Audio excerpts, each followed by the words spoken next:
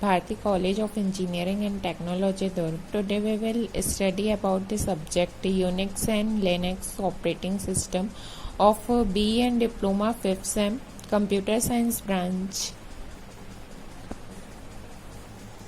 In last class we will discuss about what is Unix and history of Unix, evolution, basic कि Unix operating system कहाँ से आया, वो firstly कब develop हुआ था, वो सारी चीज़ें हमने कल स्टडी की थी। आज हम इसके सिस्टम आर्किटेक्चर के बारे में स्टडी करेंगे, जिसके कि डायग्राम में आप देख सकते हैं। एक ब्लॉक डायग्राम है कर्नल सिस्टम का, जिसमें कि आप देख सकते हैं 3 पार्ट में ये डिवाइड है। फर्स्टली तो ये एक हार्डवेयर लेवल है, सेकेंड कर्नल लेवल है एंड थर्ड जो है आपका यहाँ पे यूज़र लेवल है। तो ये 3 लेवल में आपका जो है पार्ट में डिवाइड है। हार्डवेयर लेवल में सिंपली हार्डवेयर आता है। कर्नल लेवल में जो पूरा प्रोसेस होता है हमारा, वो पूरे प्रोसेस जो है वो कर्नल लेवल में आता है। जैसे कि यदि हम उसको हार्डवेयर कंट्रोल कर रहे हैं या फिर जो प्रोसेस कंट्रोल सब सिस्टम है, फाइल सब सिस्टम है, सिस्टम कॉल इंटरफेस है, device drivers, character box, memory management, scheduling जो हमारी होती है, इंटर प्रोसेस कम्युनिकेशन, ये सारी चीज़ें जो है हमारी कर्नल लेवल में आती है। देन यूज़र लेवल में क्या आती है, हमारी लाइब्रेरी आती है और जो भी कर्नल के जो प्रोग्राम्स रहते हैं वो आता है। तो ये 3 पार्ट में हमारा डिवाइड है एक सिस्टम आर्किटेक्चर। ठीक है, अब हम आगे देखते हैं कि हमारे जो है 2 मेजर कंपोनेंट्स है कर्नल के। सबसे पहले file system and second one is process control सब सिस्टम। ओके, एक क्या है हमारा फाइल सिस्टम है एंड सेकेंड जो है हमारा प्रोसेस कंट्रोल सब सिस्टम है। इसके 2 मेजर कंपोनेंट्स है कर्नल के। तो अब ये क्या कर रहा है, ये कैसे वर्क कर रहा है, इस बारे में हम जानते हैं। तो जैसे कि मैंने अभी कहा कि ये 3 लेवल आर्किटेक्चर है, जिसमें कि कर्नल, यूजर और हार्डवेयर, ठीक है, 3 चीजें। एंड लाइब्रेरी इंटरफेस है, जो कि हमारे यूजर प्रोग्राम और जो कर्नल के बीच में जो है वो बॉर्डर शो हो रही है। Are linked with program at compile time and are this parts of the user program। तो ये क्या हो रहा है, compile time पे जो है ये linked हो रहा है और वो पार्ट है हमारे यूजर प्रोग्राम का।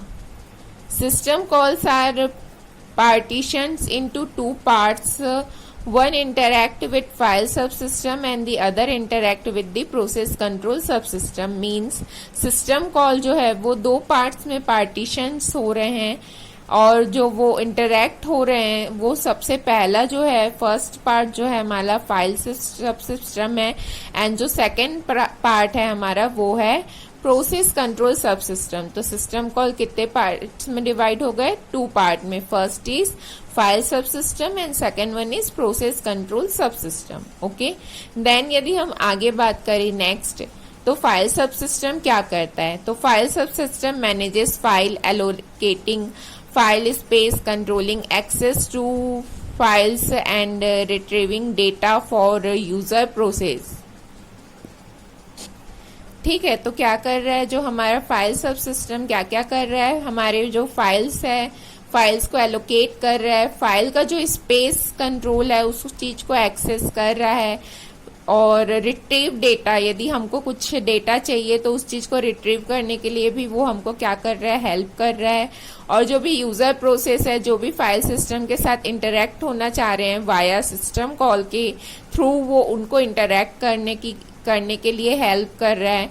सच as open, close, read, write, CH mode and CH own. Means क्या क्या हमको वो उस चीज में, एक फाइल में हमको क्या क्या चीजें अलाउ कर रहा है। हम उस चीज को ओपन कर सकते हैं, क्लोज कर सकते हैं, रीड कर सकते हैं, राइट कर सकते हैं एंड क्या कर सकते हैं, change mode. CH mode means change mode और CH ओन मीन्स चेंज यदि हमको करना रहता है उसमें, यदि हमको वहां पे खुद को अथॉरिटी प्रोवाइड करनी रहती है तो उस चीज के लिए हम लोग CH मोड और CH ओन यूज करते हैं। जब भी हमको किसी फाइल की जो है अथॉरिटीज चेंज करनी होती है, उस चीज के लिए हम इसको यूज करते हैं। ठीक है, तो अभी क्या देखा हमने कि फाइल सिस्टम क्या क्या चीजें हमको मैनेज करने के लिए अलाउ कर रहा है, कि हम उसे कंट्रोल कर सकते हैं, एक्सेस कर सकते हैं, डेटा रिट्रीव कर सकते हैं, और सिस्टम कॉल्स के थ्रू हम क्या कर सकते हैं, रीड, राइट, क्लोज, ओपन, ये सारी चीजें हम उसमें कर सकते हैं। देन नेक्स्ट आगे अब हम देखते हैं इसी में आर्किटेक्चर में, the file subsystem access file data using a buffering mechanism that regulates data flow between kernel and secondary storage device. The buffering mechanism interact with block IO device to initiate data transfer the file subsystem interacts with character device. Okay, तो क्या बोल रहा है इसमें कि जो file सब system है वो एक्सेस करता है फाइल डेटा को, बफर यूज करता है, बफरिंग मैकेनिज्म यूज करता है उसमें, और रेगुलेट्स डेटा करता है। मींस जो डेटा है वो धीरे से फ्लो होते हैं, किस किस के बीच में फ्लो होता है, कर्नल और सेकेंडरी स्टोरेज डिवाइस के बीच में डेटा फ्लो होता है बफरिंग मैकेनिज्म यूज करके। The buffering mechanism interact with block IO device means जो buffering mechanism था वो interact होता है block IO device के साथ, जो कि random access है या फिर storage divide है उसके साथ। Then they initiate data transfer, the file subsystem interacts with character device। उसके बाद क्या होता है, जो फाइल सबसिस्टम है वो इंटरैक्ट होता है कैरेक्टर डिवाइस के साथ। Okay, then process control subsystem is responsible for process synchronization, inter-process communication, memory management and process scheduling। Process control subsystem जो हमने आर्किटेक्चर में देखा था वो किस किस चीज के लिए रिस्पॉन्सिबल है, किसी प्रोसेस को यदि हमको सिंक्रोनाइज करना है, इंटर प्रोसेस कम्युनिकेशन करना है, या फिर मेमोरी मैनेजमेंट करना है, या फिर प्रोसेस शेड्यूलिंग करना है, ये सारी चीजें के लिए रिस्पॉन्सिबल होता है प्रोसेस कंट्रोल सबसिस्टम। मीन्स ये सारी चीजें हम प्रोसेस कंट्रोल सबसिस्टम के थ्रू कर सकते हैं। देन आता है हमारा दी hardware control is responsible for handling interrupts and for communicating with machine. Means जो हमारा हार्डवेयर जो कंट्रोल रहता है वो रिस्पॉन्सिबल रहता है हमारा फाइल हैंडलिंग के लिए। जो हम जो मान लीजिए मशीन के साथ हम कम्युनिकेट कर रहे हैं और यदि उसमें कुछ इंटरप्शन आता है तो उस चीज को कौन हैंडल करता है, हार्डवेयर कंट्रोल। हार्डवेयर जो है वो उस चीज को यदि कहीं पे हम किसी के साथ कम्युनिकेट कर रहे हैं और इंटरप्ट्स हो रहा है तो वो उस चीज को हैंडल करता है और वो उस चीज के लिए रिस्पॉन्सिबल रहता है। Interrupts are serviced by special function in the kernel called in the constant context of currently learning process. Means जो हमारा करेंटली जो रनिंग प्रोसेस रहता है कर्नल के साथ, उस चीज के लिए हम क्या यूज करते हैं, हार्डवेयर उस चीज को भी कंट्रोल करता है। तो अभी हमने देखा कि हमारा जो यूनिक्स का जो आर्किटेक्चर था वो आर्किटेक्चर कैसे काम करता है। सिस्टम आर्किटेक्चर जिसे कि हमने कहा था वो तीन पार्ट्स में डिवाइड था। सबसे पहले हमारा क्या था, कर्नल था, यूजर था और हार्डवेयर था। तो ये तीन पार्ट्स में वो डिवाइड था और वो तीनों पार्ट्स कैसे काम कर रहे थे, कौन सा पार्ट किस चीज के लिए रिस्पॉन्सिबल था, ये सारी चीजें हमने यहाँ पे डिस्कस की। अब हम पढ़ते हैं कि यूनिक्स ऑपरेटिंग सिस्टम के बारे में हम पढ़ते हैं। जैसे कि आप यहाँ डायग्राम में देख सकते हैं, एक हार्डवेयर है, कर्नल है और शेल है। तो ये सारी चीजें कैसे काम करती है, हु, शॉर्ट, ये सारी चीजें क्या होती है, हम उस चीज के बारे में डिस्कस करेंगे। In the narrowest sense it is the time sharing kernel. Time sharing kernel बोलने का मतलब ये है कि यदि हम किसी कर्नल को टाइम शेयरिंग कर रहे हैं तो वो क्या होता है कि हम एक साथ टाइम शेयर करके बहुत सारी चीजें उसमें फंक्शंस कर सकते हैं, इसलिए हम इसे टाइम शेयरिंग कहते हैं। A program that controls the resources of a computer and allocates them among user, it lets user run their program, controls their peripheral device connected to the machine। Means क्या क्या करता है, ये एक programme होता है जो कि कंट्रोल करता है किसी रिसोर्सेज को, किसी भी कंप्यूटर में किसी रिसोर्स को वो कंट्रोल करता है, उसको एलोकेट करता है एमंग यूजर। मीन्स जैसे आपके पास मान लीजिए 5-6 यूजर्स है तो उन सबको वो रिसोर्स को प्रॉपर एलोकेट करता है और यूजर जो है अपना प्रोग्राम उस चीज पे रन कर लेते हैं पेरिफेरल डिवाइस के थ्रू, जो कि मशीन से कनेक्ट रहता है और मशीन उनको प्रोवाइड करती है। और एक फाइल सिस्टम जो कि मैनेज करते हैं long time storage information such as program data and documents. ये सारी चीजों में यूजर्स जो है वहां पे एलोकेट होके वो अपनी चीजें रन कर देते हैं और प्रोग्राम कंट्रोल कर लेते हैं पेरिफेरल डिवाइस के through. In sense, it is not only include server but also essential program like compiler, editor, command language।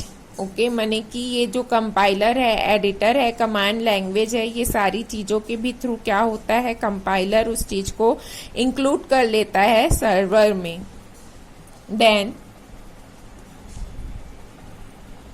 it even included programs developed by you and other users to be run on your system such as tools for document preparation, routine for statistical analysis and graphic package। Means ये कौन कौन से programme को include करता है जो कि जिससे कि क्या है, या तो हम या फिर कोई जो हमारा यूजर्स है वो प्रोग्राम को इजिली रन कर पाए हमारे ही सिस्टम में। जैसे कि डॉक्यूमेंट्स के लिए कुछ टूल, यदि हमको डॉक्यूमेंट प्रिपेयर कर रहे हैं तो उस चीज के लिए कुछ टूल, या फिर कोई ग्राफिक पैकेज, या फिर कोई स्टैटिकल एनालिसिस, ये सारी चीजों के थ्रू क्या हो कोई भी डॉक्यूमेंट हम प्रिपेयर कर पाए, या तो हम या फिर जो यूजर प्रिपेयर करना चाह रहा है। अब यूनिक्स के बारे में हम कुछ चीजें और जान लेते हैं, जैसे कि सबसे पहले डिवीजन ऑफ लेबल, ठीक है, जिसके कि हम कर्नल एंड शेल बोलते हैं।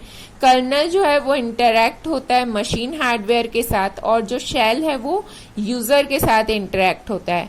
कर्नल जो है वो कोर है ऑपरेटिंग सिस्टम का। A collection of routine mostly written in C. Means एक कलेक्शन है रूटीन का जो कि मोस्टली कहाँ पे लिखा हुआ होता है, सी में। When the system is it loaded in the memory, when the system is booted and communicate directly with the hardware। मने कि जैसे मान लीजिए आपके सिस्टम में कुछ लोडेड है मेमोरी में, तो वो डायरेक्टली कब बूट हो रहा है, कब कम्युनिकेट हो रहा है हार्डवेयर के साथ, ये सारी चीजें कर्नल देखता है। User program that needs access the hardware use the service of kernel. The programs access the kernel through a set of functions called system call। system call के थ्रू क्या होता है कि हमारा जो प्रोग्राम है वो एक्सेस होता है। This programs access the kernel through a set of functions called system call। ये जो प्रोग्राम है कर्नल जिसको एक्सेस करता है वो एक सेट ऑफ फंक्शंस के थ्रू एक्सेस करता है, जिसको कि हम क्या बोलते हैं, system calls. Then we interact with Unix through a command interpreter through shell। It is actually the interface between user and kernel। Means क्या बोल रहा है कि Unix में जो हम interact होते हैं कमांड इंटरप्रेटर से, वो एक्चुअली क्या है, एक इंटरफेस है यूजर और शेल के बीच में। Through there is only one kernel running on a system, there could be several shells in action, one for each user वो टैग्ड इन। ओके, तो इसमें क्या बोल रहा है यहाँ पे कि सिर्फ एक कर्नल होते हैं और कुछ शेल्स होते हैं जो कि एक्शंस को, जो भी शेल्स जो पर्टिकुलर वहाँ पे एक्शन हो रहे हैं उस चीज में यूजर को टैग करते हैं। A file is just an array of bytes and can contain virtually anything process in the name given to a file when it is executed as a program। means a file जो है just an array of bytes है and can contain virtually anything process in the name given to a file when it is executed as a program। okay, then system call क्या होते हैं? System call जो होता है simply this are used to communicate with kernels. The system calls are described in the POSIX specification. Portable operating system interface for computer environment means जो हमारा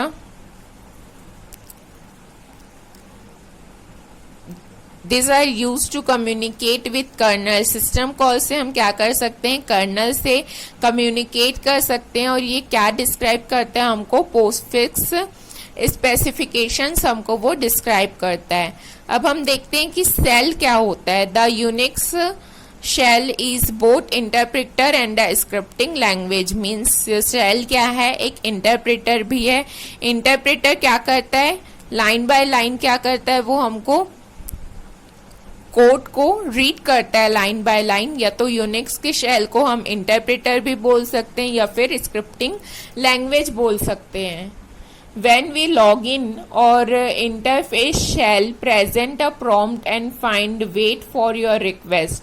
okay जब हम लॉग इन करते हैं किसी भी शेल में तो वो हमको जब तक कि हमारा रिक्वेस्ट आता है वो तब तक के वेट करते हैं. There are more than 100 shells available in Unix. Unix में बहुत ज़्यादा शेल्स अवेलेबल है, 100 नंबर्स ऑफ शेल अवेलेबल है. बट उनमें से कुछ मेन शेल्स है, 4 टाइप्स के जो मेन शेल है उस चीज़ के बारे में हम डिस्कस करेंगे. सबसे पहले आता है ब्राउनी शेल जिसको कि डेवलप किया था, ये सबसे पहला शेल है, इसको डेवलप किया था ब्राउन. इसमें जो था the Bourne shell was weak as an interpreter but had strong as a programming feature. Means ये क्या कर रहा था, ये जो शेल था वो प्रोग्रामिंग फीचर्स के लिए स्ट्रॉन्ग था बट यदि हम इसे इंटरप्रेट करना चाह रहे थे तो वो उस चीज के लिए वीक था. देन आता है शी सेल. शी सेल को बिल जॉय ने क्रिएट किया था और ये प्रोग्रामिंग के लिए सुटेबल नहीं था. देन आता है third one is David Korn. David Korn shell को डेवलप किया था, डेविड कॉर्न ने डेवलप किया था कॉर्न शेल और ये कंबाइन था दोनों, ब्राउनी शेल और शी सेल का कॉम्बिनेशन था कॉर्न शेल में. देन आता है हमारा बैश शेल. तो बैश शेल में क्या था, ये एक bash shell was develop by GNU as a Bourne shell again. Bash shell को हम ब्राउनी शेल अगेन के भी नाम से जानते हैं. तो ये सेल के बेसिक डिस्क्रिप्शन थे. इस सेल के बारे में हम डिटेल में भी पढ़ेंगे बाद में. तो आज हमने देखा कि आर्किटेक्चर क्या होते हैं, शेल कैसे काम करते हैं, सिस्टम कॉल कैसे काम करते हैं. Thank you.